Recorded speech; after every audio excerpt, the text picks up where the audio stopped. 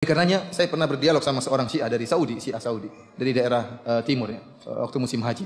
Maka saya bilang, "Ya akhi, yang jadi imam tatkala Rasulullah sakit siapa? Kan Abu Bakar yang menjadi imam.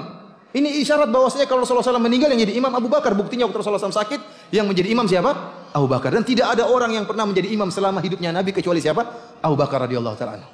Apa jawab dia? Itu kan dalam buku-buku kamu, dalam buku kita yang jadi imam Ali. Nah, saya bilang ini nggak bisa nyambung kalau bikin caranya. Quran yang nggak nyambung, hadisnya juga nggak nyambung. Kata dia, saya sudah nggak usah. Saya tidak mau debat lagi karena nggak mungkin antum debat dengan orang seperti ini. Antum hanya bisa debat kalau masdarnya sama. Kita bisa dialog. Tapi kalau Qurannya beda, hadisnya beda, gimana antum mau nyambung berdebat sama orang seperti ini? Di laut. Ayo.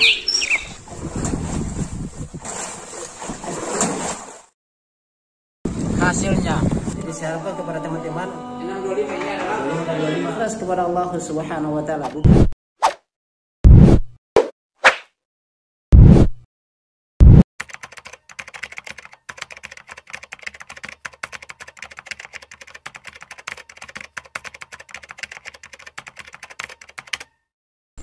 Bismillahirrahmanirrahim. Assalamualaikum warahmatullahi wabarakatuh. Sahabat Lampai Channel yang semoga dirahmati Allah Subhanahu wa taala. Kembali lagi dengan kami di Lampai Channel berbagai manfaat. Pada kesempatan kali ini sahabat Lampai Channel, kita akan membahas terkait dengan Syiah, dan juga kita akan melihat terkait dengan ceramah dari Ustadz Firanda terkait dengan orang-orang Syiah yang mereka bahkan mengkafirkan 120.000 para sahabat. Kemudian kita lihat kemarin dia baru-baru itu yang saya sudah buat videonya, ya, dua versi saya buat videonya terkait dengan kunjungan Syiah ke NU. Yang lihat saja, ya, cari saja di Lampai Channel atau di deskripsi, yang mana di situ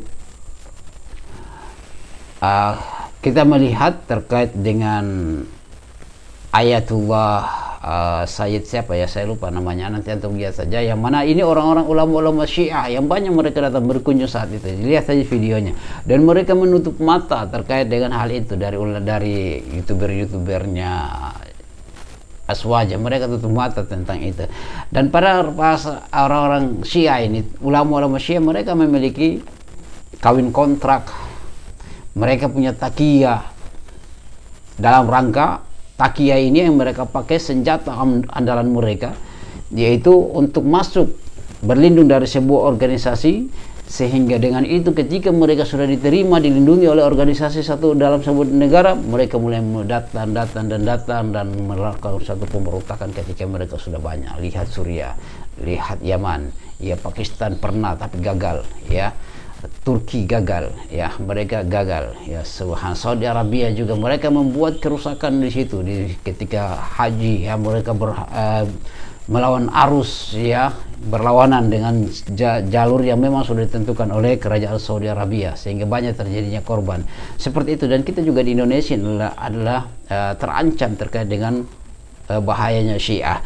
Nah, di sini kita lihat dengan mereka mengkafirkan, bahkan istri Nabi kita SAW juga dikafirkan karena dia jalur dari Abu Bakar As-Siddiq, ya, karena jalur Abu Bakar As-Siddiq itulah yang kita lihat. Dan Abu Hurairah juga mereka tidak terima, ya, tidak suka, karena mereka mengatakan Abu Hurairah itu pendusta berdasarkan pemahaman dari Syiah, karena mereka memiliki kawin kontrak. Loh, anaknya antum pasti antum tidak mau kalau dikasih kontrak, dikontrak 1 jam, 2 jam, atau 1 malam, ya, kemudian gantian lagi. Makanya terkadang mereka mut'ah dengan anaknya sendiri, itulah bagaikan binatang saja, ya. Nah, bersamaan dengan itu mereka mengkafirkan para sahabat, hampir 120.000 para sahabat. Dan padahal agama kita ini itu dibangun di atas kemuliaan para sahabat.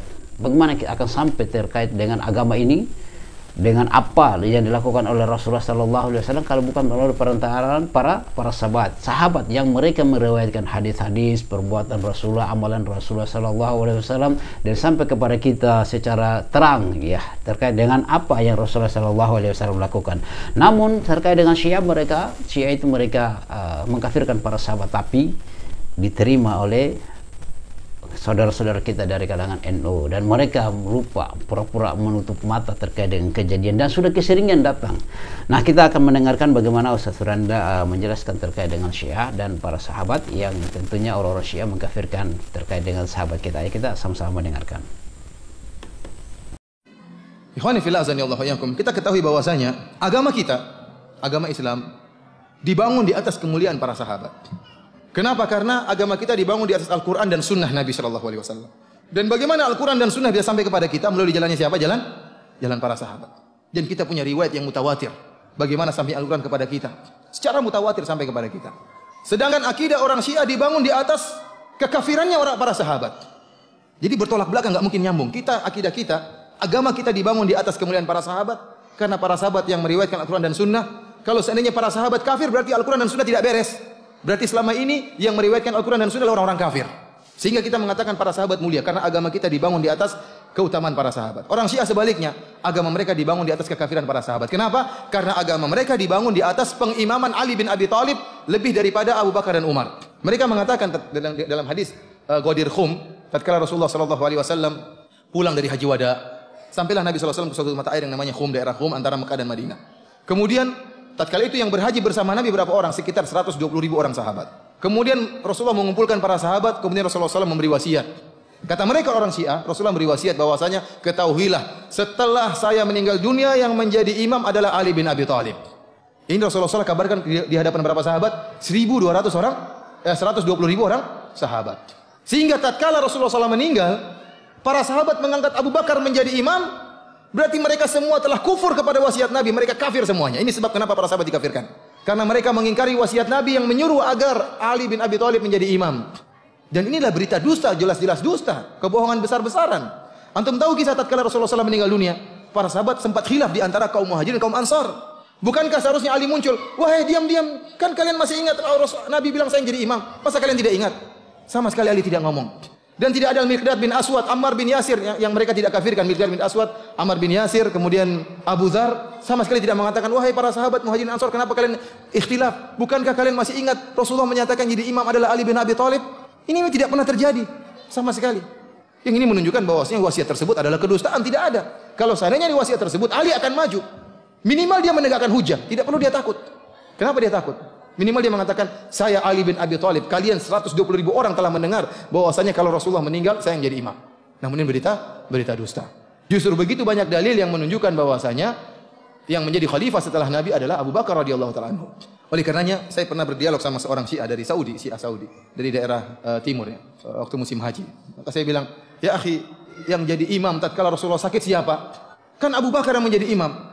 Ini isyarat bahwasanya kalau Rasulullah SAW meninggal yang jadi imam Abu Bakar. Buktinya waktu Rasulullah SAW sakit yang menjadi imam siapa? Abu Bakar. Dan tidak ada orang yang pernah menjadi imam selama hidupnya Nabi kecuali siapa? Abu Bakar radhiyallahu taala anhu.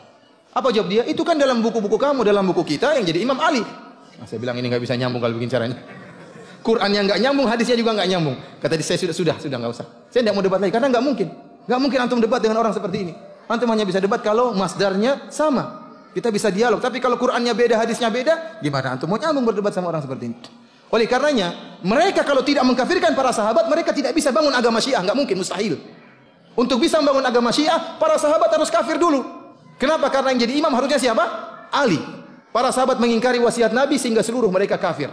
Oleh karenanya bagaimana kita bisa bersatu antara Syiah dengan Ahlu Sunnah? Mustahil. Ahlu Sunnah membangun agamanya di atas keadilan dan amanahnya para sahabat. Orang Syiah membangun agama mereka di atas kekafiran para sahabat. Gak mungkin nyambung, mustahil. Oleh karenanya agama Syiah ini sangat didukung oleh orang-orang liberal. Orang liberal, orang-orang kafir. Ya, orang kayaknya seperti penerbit Mizan. Mizan itu menerbitkan buku liberal sama buku-buku apa? Syiah. Orang-orang kafir senang karena liberal didukung oleh orang-orang kafir. Mereka ingin menimbulkan kerusakan di negara Indonesia dengan menyebarkan paham liberal. Dan mereka dukung dengan agama Syiah. Kenapa? Karena agama Syiah ingin memisahkan antara umat Islam dengan teladan mereka. Siapa teladan mereka? Para sahabat. Kita kalau ingin menyemangati anak-anak kita bilang, wahai anakku, kamu jadi seperti Umar loh. Hebat. Jadilah kamu seperti Abu Bakar. Kita banyak contoh para sahabat. Jadi kepada putri-putri kita, jadilah kamu seperti Aisyah, seperti Zainab, seperti Ummu Salamah. Namun tatkala para sahabat semuanya kafir, tidak ada teladan bagi kaum muslimin. Seperti anak ayam kehilangan induknya. Siapa yang mau mereka tiru? Para sahabat semua kafir. Generasi terbaik umat ini dikafirkan oleh orang-orang Syiah. Dan ini yang diinginkan oleh orang kafir. Untuk supaya para kaum muslimin tidak punya kejayaan. Kalau kaum muslimin ingat dengan kejayaan para sahabat, mereka akan rindu dengan kejayaan tersebut. Mereka punya semangat berjuang. Mereka punya semangat untuk kembali lagi kepada kejayaan. Kenapa? Pernah berjaya para sahabat radhiyallahu taala anhum. Tapi tatkala para sahabat kafir rusak semua, ya sudah. Para sahabatnya kafir apalagi kita. Ini disenangi oleh orang-orang kafir, orang-orang barat, orang-orang non muslim. Oh ya, sahabat Lampacaran semua rahmat Allah Subhanahu wa taala. Alhamdulillah kita baru saja mendengarkan terkait dengan isi ceramah Ustaz Taufir Anda, yang mana beliau menjelaskan terkait dengan agama kita yang dibangun di atas kemuliaan para sahabat. Berbeda halnya dengan Syiah yang mereka membangun agama mereka di atas kekafiran para sahabat, sehingga Al-Qur'an dan Sunnah itu bagi mereka, khususnya hadis-hadis Rasulullah SAW itu adalah tidak benar, ya, karena mereka mengkafirkan para sahabat kecuali Ali bin Abi Thalib. Nah, di situ sahabat Lampa Channel semua rahmat Allah Subhanahu wa taala, kalau kita melihat terkait dengan sepak terjang dari Syiah di sini, yang mana mereka adalah tentunya mengkafirkan para sahabat. Jika sekiranya para sahabat yang hijrah bersama Rasulullah SAW kurang lebih 120.000 orang, yang mana di situ mereka menemani Rasulullah SAW di dalam keadaan senang maupun dalam keadaan susah, di dalam perperangan, yang mana orang-orang Syiah ini mengkafirkan mereka semua, ya, kecuali Ali bin Abi Thalib. Dan kalau sekiranya para sahabat itu adalah kafir, maka Al-Quran ini tidak akan benar, ya, Al-Quran ini tidak akan benar. Tetapi Syiah berpendapat bahwasanya mereka itulah kafir kecuali Ali bin Abi Thalib, bahkan istri Rasulullah SAW dari jalur anaknya Abu Bakar As-Siddiq mereka kafirkan. Sehingga kalau sekiranya Al-Quran itu para sahabat itu kafir, maka Al-Quran itu tidak akan benar, ya, tidak akan sampai kebenarannya Al-Quran ini kepada kita. Tetapi karena kemuliaan para sahabat, dan alhamdulillah Al-Quran itu benar dan diterima oleh kaum muslimin kecuali Syiah, karena Syiah itu dibangun pemahaman mereka, agama mereka di atas pengkafiran terhadap para sahabat. Seperti itu jamaah yang semoga dirahmati Allah Subhanahu wa taala, sehingga kita tidak bermudah-mudahan di dalam berteman dengan Syiah yang mereka ini hanya berkedok saja, hanya kulitnya saja karena muslim, tapi mereka memiliki pemahaman Yahudi, ya, karena sumber yang pencetus pendiri agama Syiah ini adalah orang Yahudi. Maka itu adalah dasar wajar kalau mereka membenci para sahabat, wajar kalau mereka mengkafirkan istri Rasulullah SAW karena dari jalur Abu Bakar As-Siddiq, wajar kalau mereka mengkafirkan Umar ibn Khattab, Utsman bin Affan, Abu Musa al-Asy'ari, kemudian apalagi Abu Hurairah radhiyallahu taala anhu. Ya, mereka mengkafirkan semua seperti itu sahabat Lampa Channel semua ada rahmat Allah, sehingga janganlah kita tutup mata dengan datangnya mereka. Itu mereka bukan ulama, ya, ulama Syiah itu bukan ulama, mereka memiliki taqiyah, dan mereka itu adalah memiliki satu pemahaman yang namanya dengan kawin kontrak, kawin mut'ah, yang nanti bahkan mereka kita dapat lihat, ya, persaksian dari orang-orang yang bertobat, yang mereka dimut'ah kadang cuma 1 jam, 1 malam, bahkan 1 malam itu berkali-kali mereka dimut'ah dengan berbagai beberapa laki-laki yang lainnya, ya, seperti itulah, bagaikan hewan saja jamaah semua dari rahmat Allah Subhanahu wa taala. Maka jangan bangga dengan Syiah yang datang di kelompokmu, ya, karena itu musibah yang terbesar, dan kita semuanya nanti akan dibunuh kalau mereka sudah berkuasa di situ. Antum yang saling panggil itu akan dibunuh. Lihat di Yaman sana, ya, awalnya mereka santai-santai berteman, sekarang lihat, ya, itu jangankan antum para sahabat saja dikafirkan, apalagi cuma kita, ya. Demikian sahabat Lampa Channel, bagaimana pendapat antum? Kita diskusi saja di kolom komentar. Subhanakallahumma wa bihamdika, asyhadu an la ilaha illa anta, astaghfiruka wa atubu ilaik. Assalamualaikum warahmatullahi wabarakatuh.